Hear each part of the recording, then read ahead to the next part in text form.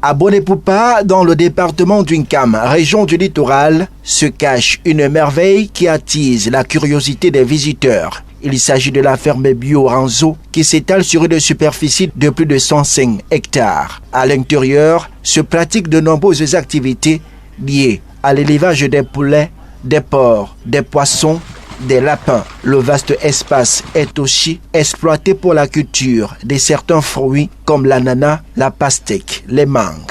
On y cultive aussi de la banane plantain et du piment. À l'occasion d'une journée porte ouverte, la ferme bio Ranzo a donné la possibilité à plus d'une centaine de visiteurs venus du Cameroun et de l'étranger d'être appréciés de plus près. La visite des installations qui s'y trouvent a débuté par le secteur consacré à l'élevage des porcs où l'ingénieur en charge, dans un bref exposé, a présenté à ses visiteurs ce à quoi il s'emploie au quotidien. Il est capable de recevoir, comme l'a dit le go, 700 porcs en moyenne, 700 têtes de porc.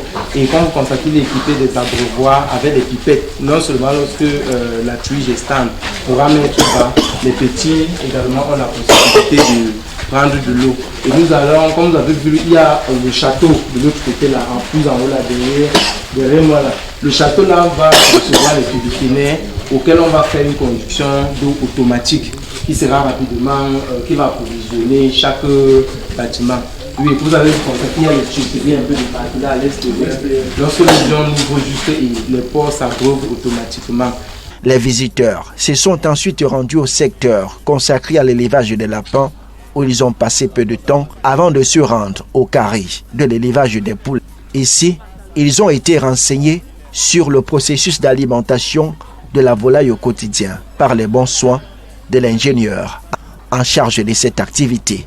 Très tôt à 6 h du matin, nous commençons par nourrir avec de l'aliment composé du maïs, soja, poisson et d'autres éléments tels que les vitamines. Nous n'utilisons pas des produits vétérinaires mais des produits bio tels que le l'ail, vinaigre de cidre, l'aloe vera et des produits comme l'écorce jaune contre la salmonellose.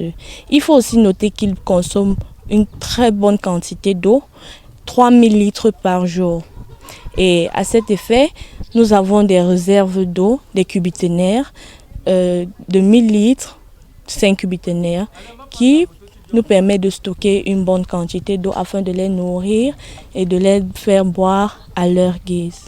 Le point de chute était au lieu où se pratique l'élevage des poissons. Là encore, on a eu droit à des explications.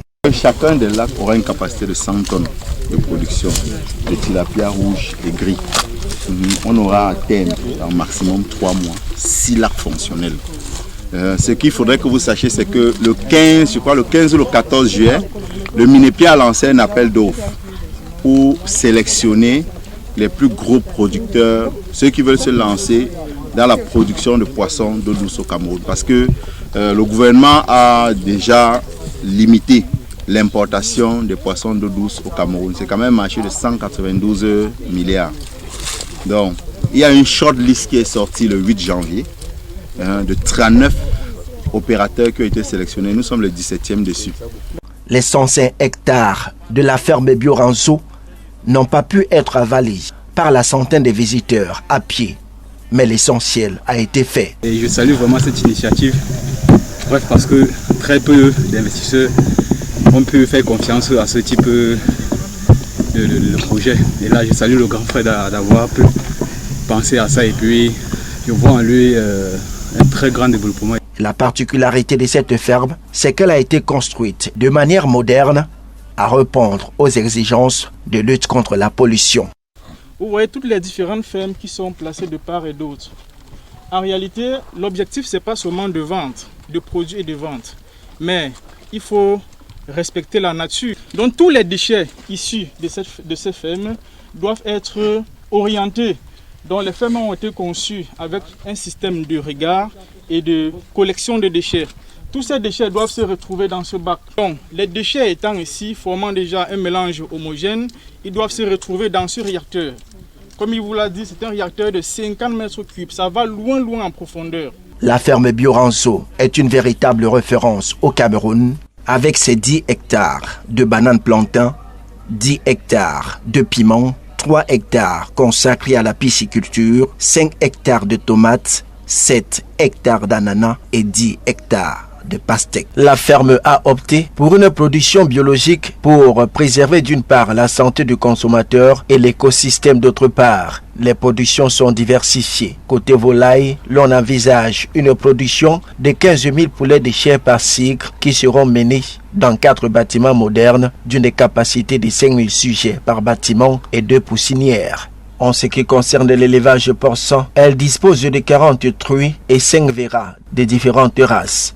L'objectif pour les propriétaires de la ferme est d'avoir d'ici la fin d'année 4 000 individus. Pour la production végétale, au premier semestre de l'année 2021, l'on envisage une production du piment sur 10 hectares, la pastèque sur 5 hectares, la tomate sur 5 hectares, la banane plantain sur 5 hectares et autres produits maraîchers sur 3 hectares. Le choix est fait sur des variétés résistantes qui s'adaptent mieux à la conduite bio, c'est-à-dire sans aucun apport de produits chimiques. Les visiteurs qui y vont ne manquent pas d'en garder le souvenir.